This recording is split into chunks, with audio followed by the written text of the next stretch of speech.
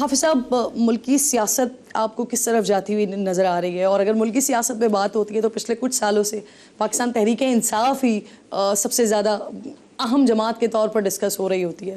یہ فرمائیے، ابھی عید پر ہم نے دیکھا عمران خان صاحب کے بیٹوں سے ان کی بات کروائی گئی، ان کی ضمانت یا ان کے رہائی کے حوالے سے ان کی جماعت تو کہہ رہی ہے کوشش ہو رہی ہے، لیکن جو خان صاحب کا طرز تخاطب کہہ لیجئے یا جس طرح کی وہ گفتگو کرتے ہیں، یا پھر بیٹوں کی بات کے فوراً بعد ہم نے دیکھا کہ انہوں نے عدلیہ کے اوپر بڑی شدید تنقید کی ہے، تو آپ کو لگتا ہے کہ جو خان صاحب کی راہ میں، رہائی کی راہ میں جو رکاوٹ ہے، وہ بیسکلی یہی ایک مسئلہ ہے، ان کا طرز تخاطب ہی ہے، ان کا انداز ہی ہے؟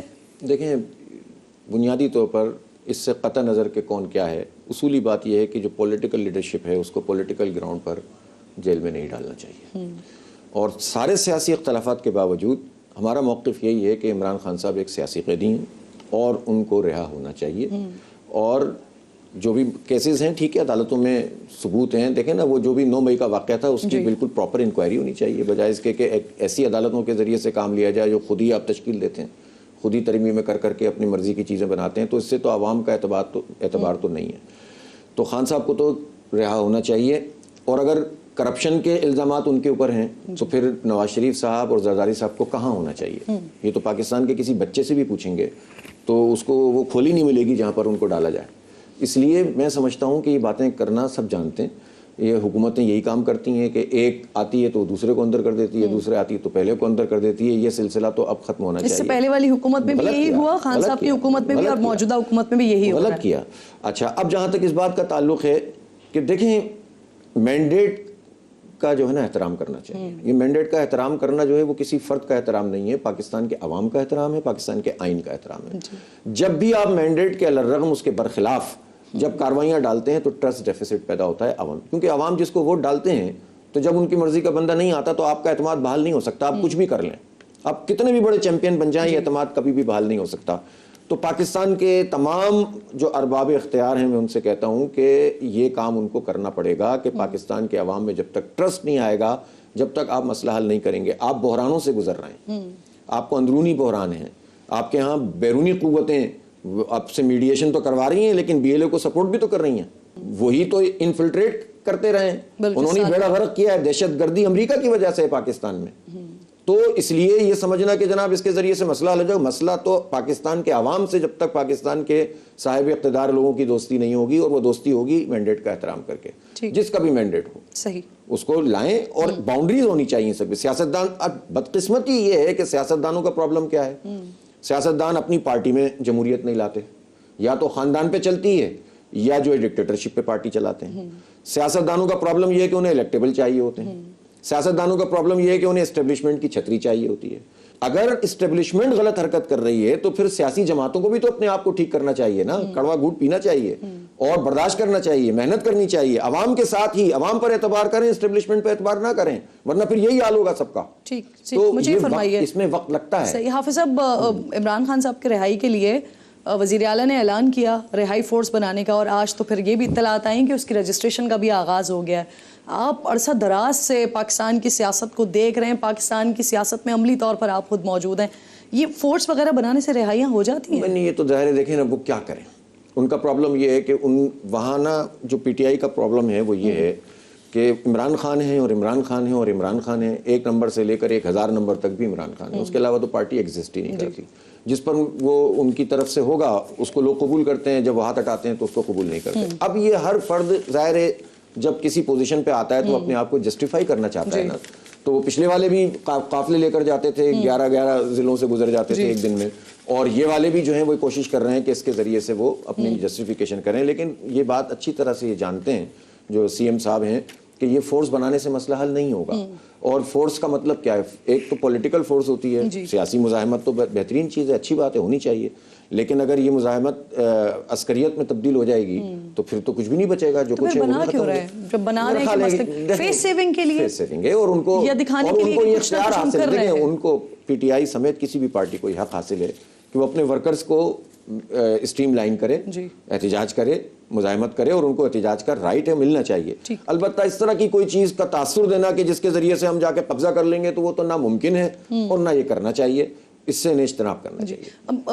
عمران خان صاحب کے بیٹے کا اسٹیٹمنٹ اقوام متحدہ میں کس طرح کا دیکھا آپ نے کہ جہاں پر وہ پاکستان پر دباؤ ڈال کر عمران خان صاحب کی رہائی کی بات کر رہے ہیں, جو ہیومن رائٹس کی وائلیشن کی بات کر رہے ہیں, یہ ایک طرف پاکستان میں مداخلت کی دعوت دینے والی بات نہیں ہے؟ اصل میں یہ اب دیکھیں وہ تو اس کو ڈینائی کر رہے ہیں کہ یہ تو اے آئی سے بنا ہوا ہے, فلاں سے بنا ہوا ہے, یہ انسانی اسٹیٹمنٹ ہے, حقوق کونسل سے کہہ یہ رہے والی ہیں بات البتہ انہوں نے کی ہے, جی یہ والی اور بات میں سمجھتا ہوں کہ اس میں بہت احتیاط کرنے کی ضرورت ہے. یہ جی ایس پی پلس اسٹیٹس والی جو ہے وہ فیک ہے, لیکن جو دوسری والی بات ہے جو میں نے آپ سے سوال کیا وہ بات یہ ہے کہ بھائی اس کا دوسرا پہلو بھی دیکھیے نا. یہ بات تو ٹھیک ہے کہ پاکستان کی لڑائی پاکستان میں لڑنی چاہیے. دیکھیں ہم جماعت اسلامی کے ساتھ ہمیشہ سے یہ ہوتا رہا, ہمیں تو مولانا مودودی کو تو ملٹری کورٹ سے پھانسی کی سزا بھی ہوئی, جماعت اسلامی پر پابندی بھی لگی, لیکن کبھی جماعت اسلامی نے ملک سے باہر جا کر پاکستان کے خلاف بات نہیں کی, اس لیے کہ ہم جانتے ہیں کہ اس کے کانسیکوینسز کیا ہوتے ہیں. اور یہ بات ہمیں اپنی لڑائی خود لڑنی چاہیے, دم پیدا کرنا چاہیے,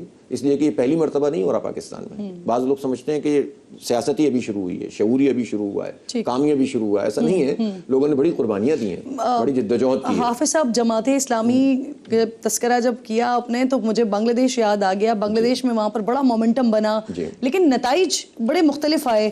اب جو وہاں حکومت ہے اس کے بارے میں بھی یہ کہا جا رہا ہے کہ غالباً وہ بھی بھارت نواز حکومت ہی ہے. کیوں اتنا بڑا انقلاب آیا, اتنا کچھ مختلف ہم نے وہاں پر دیکھا, لیکن اس کے باوجود بھی وہ تبدیلی آ نہیں سکی ووٹ کے ذریعے؟ نہیں, بہت بڑی تبدیلی آئی ہے وہاں پر. دیکھیں جماعت اسلامی کی جو آخری انتخابی پوزیشن تھی وہ ویسی تھی جیسے تقریباً ہماری پاکستان میں, اور وہ حالات مجھے ویسے ہی لگ رہے ہیں کہ جس میں اب انشاءاللہ ہم بھی باؤنس بیک کریں گے, اللہ نے چاہا. ہم نے کراچی میں تو کر لیا, باقی بھی کریں گے. دیکھیں 3 سیٹیں تھیں جماعت اسلامی کی جو آخری پراپر الیکشن لڑا تھا. بعد میں تو پھر حسینہ واجد نے آ کر جو کچھ کیا تھا, اور پھر تو الیکشن کا ساری پارٹیاں بائیک آؤٹ بھی کر رہی تھیں. 15 سال 17 سال انہوں نے مسلسل انہوں نے جیلوں میں ڈال کے رکھا, پھانسیاں دیں, قتل کیا, گولیاں چلائیں, اور ہزاروں کی تعداد میں خواتین طالبات ان سب کو جیل میں ڈالا. اور الحمدللہ جماعت دوبارہ اٹھی اور جماعت اسلامی نے 2.25 کروڑ ووٹ حاصل کیے. پاکستان میں آج تک کی تاریخ میں کسی جیتنے والی پارٹی نے بھی آج تک کی تاریخ میں 2.25 کروڑ ووٹ حاصل نہیں کیے. جماعت اسلامی بنگلہ دیش نے اپوزیشن میں آنے کے باوجود 2.25 کروڑ ووٹ حاصل کیے, اور یہ سفر شروع ہوا ہے 30-40 لاکھ ووٹ سے. تو آپ سمجھ سکتے ہیں کہ وہ کتنی بڑی طاقت میں ہے. ہاں البتہ ایک پرابلم ہوئی ہے کہ جو اس وقت بی این پی ہے, ان کے جو اسٹیٹمنٹ میں دیکھ رہا ہوں تو اس کے نتیجے میں یہ آپ یہ تاثر بن رہا ہے کہ وہ اب بھارت کے ساتھ زیادہ اپنے آپ کو کمفرٹیبل کرنے کی کوشش کر رہے ہیں, اور ان کی خام خیالی ہو. حافظ صاحب جی ایس پی اسٹیٹس کے حوالے سے جو بات کی آپ نے, اگر انہوں نے اس اسمبلی میں یہ بات نہیں کی, لیکن اب جو سائیڈ لائن پہ میٹنگز ہو رہی تھی اس میں ضرور یہ والا تذکرہ ہوا ہے. اقوام متحدہ کے سائیڈ لائن ایونٹ میں انہوں نے یہ ضرور کہا ہے کہ جی ایس پی پلس جو فریم ورک ہے اس کے تحت پاکستان نے وعدہ کیا تھا کہ انسانی حقوق کے اصولوں کی پاسداری کرے گا, جو نہیں ہو رہی. پھر اسی طرح زلفی بخاری صاحب وہ بھی وہاں پر ان کے ساتھ ہی موجود تھے, تو وہ یہ کہتے ہیں کہ پاکستان کے پاس جی ایس پی کا جو درجہ ہے پلس کا وہ برقرار رہنا چاہیے, لیکن اس کے ساتھ ساتھ اس کی نگرانی بھی ہونی چاہیے.